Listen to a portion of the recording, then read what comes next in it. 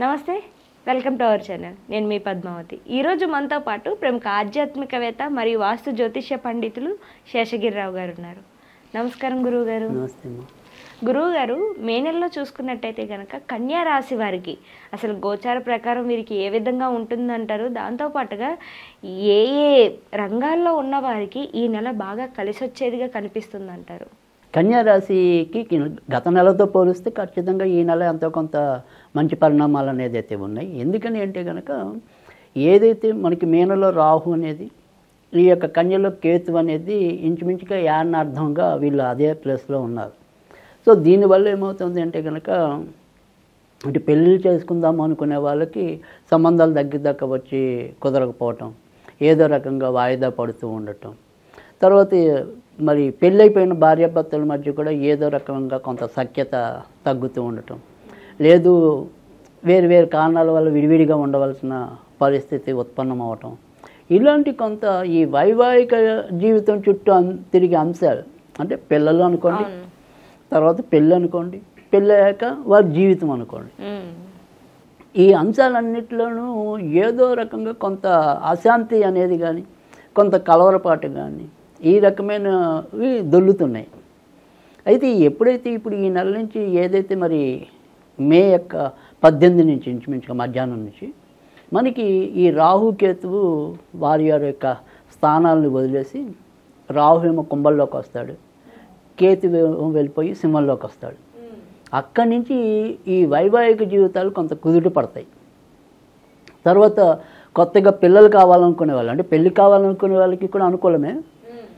ఎవరికైతే మరి గత కొద్ది నెలలుగా అంటే ఈ కన్యా రాశిలో పుట్టి సంతానం కోసం కొంత అరువులు చేస్తున్నారు, దానికి సంబంధించిన ప్రయత్నాలు ఏదో రకంగా ముందుకెళ్లకుండా ఏడిపిస్తున్నాయో అలాంటి వాళ్ళకి కొంతవరకు ఆశాజనకమైన మార్పులు ఈ నెలలో రావడానికి అవకాశం ఎక్కువ కనిపిస్తుంది.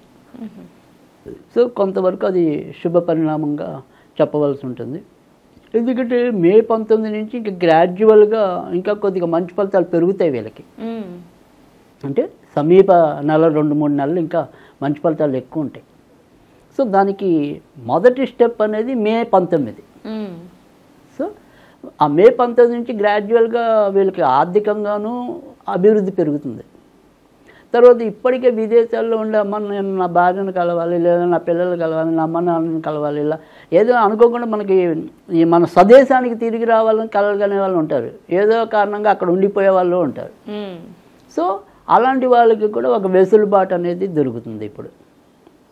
సో మళ్ళీ వాళ్ళ యొక్క ఫ్యామిలీస్ని రీచ్ అవ్వగలుగుతారు. సో ఆ రకంగా రావటం అనేది ఒకటి.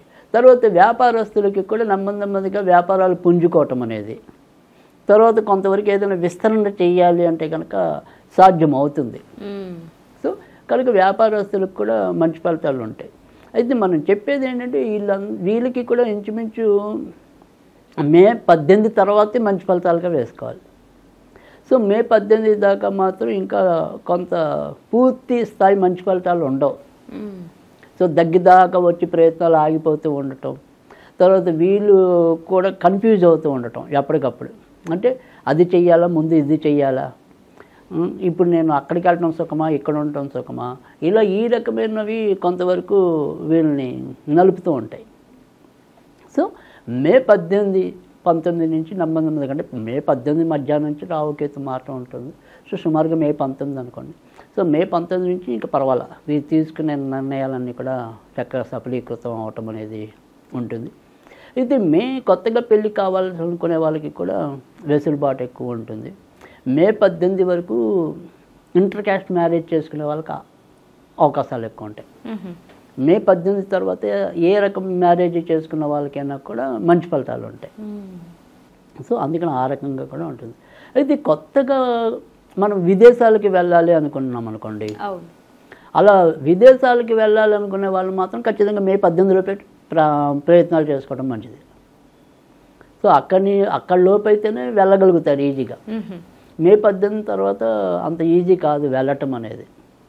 సో అది తర్వాత కానీ మే 18 వచ్చాక ఎప్పుడైతే రాహు 6వ ఇంట్లోకి వస్తాడో చాలా మంచి ఆర్థిక లాభాలు చాలా బాగా పెరుగుతాయి. తర్వాత వృత్తి ఉద్యోగాల్లో గౌరవ మర్యాదలు పెరుగుతాయి, ఒత్తిడి ఉన్నా కానీ వీళ్ళ యొక్క శక్తిని సామర్థ్యాన్ని గుర్తించగలుగుతారు పై వాళ్ళు.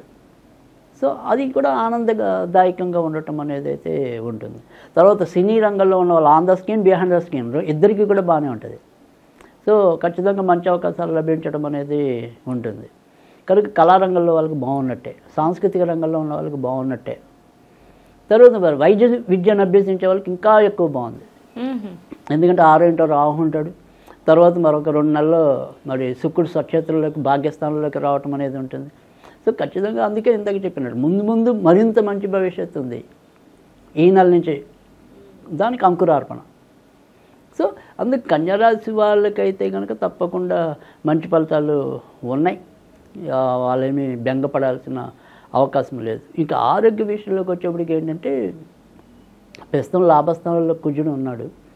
సో ఆయన వ్యయ స్థానంలోకి రావటం అనేది ఉంటుంది. సో ఏదైతే వీళ్ళకి అమ్మవలసినవి కొనవలసినవి ఏమైనా ఉంటే కనుక అమ్మేవాటికే ఎక్కువ మంచిది. సో మే 18 తర్వాత, అది కూడా కొనేవాటికి అయితే కనుక మే 18 లోపే మంచిది. లేదంటే మళ్ళీ ఇంకా జూన్లో మళ్ళీ తర్వాత గ్రహస్థితిలో కానీ, బట్ మామూలుగా అయితే ఇప్పుడు ఇది మంచిదే. తర్వాత వచ్చేప్పటికి ఆరోగ్యం వచ్చేప్పటికి ఏంటంటే ఖచ్చితంగా వీళ్ళకి కడుపుకు సంబంధించినవి ఎక్కువ రావడానికి, అంటే కడుపు నొప్పి కానీ. సో ఆ కడుపుకు సంబంధించిన విషయాల్లో ఏవైనా సరే కొంతవరకు జాగ్రత్త పడాల్సినది. ఒక్కోసారి ఉన్నట్టుండి మనకి ఇప్పుడు అపెండిసైటిస్ అనేది కొద్దిగా తక్కువ ఉంది కానీ, బట్ అలాంటి రోగాలు రావడానికి కూడా అవకాశాలు ఎక్కువ ఉంటాయి. సో అది ఒకటి. తర్వాత రెండోది వచ్చేప్పటికి ఏంటంటే ఈ శ్వాస వాటికి సంబంధించినవి ఇబ్బందులు ఉంటాయి. కానీ ఇప్పుడు ఏదైనా సరే కోర్టుకి సంబంధించిన వ్యవహారాలు ఉంటే అవి తేలిపోతాయి ఈ నెలలో. అంటే గత కొద్ది నెలలుగా ఏదైనా సరే ఏ సంబంధించిన కోర్టు వ్యవహారాలైనా అవి చాలా మటుకు ఇంచుమించు జడ్జిమెంట్కి రెడీ అయిపోతాయి.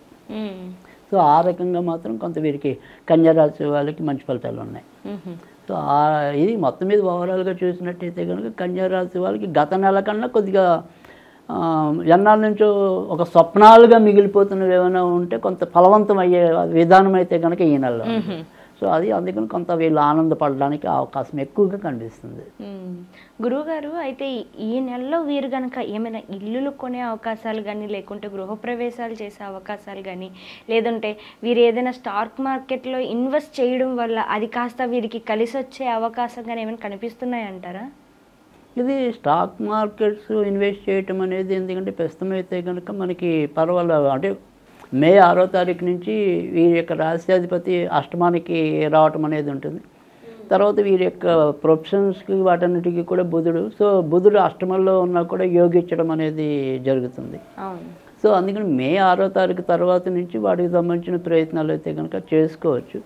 ఇక ఇల్లులో కొనటం అమ్మటం గురించి మనం ఇంతకుముందు చెప్పుకున్నా సరే, కొనేది ఏదైనా ఉంటే కనుక మే 18 లోపు కొనండి.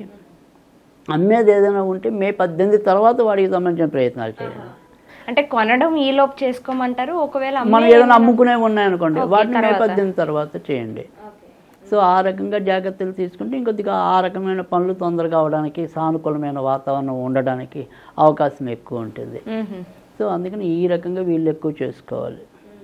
గురువుగారు, అయితే మరి కన్యారాశి వారు మీ నెలలో చూసుకున్నట్టయితే కనుక ఎటువంటి పరిహారాలు చేసుకోవడం ద్వారా మరింత శుభదాయకంగా ఉండే అవకాశం ఉంటుందంటారు? ఖచ్చితంగా ఈ నెలంతా కూడా వీళ్ళు ఎక్కువగా మరి దుర్గాదేవికి సంబంధించింది, లేదంటే తెలిస్తే మనకి చాముండేశ్వరి అని ఉంటుంది.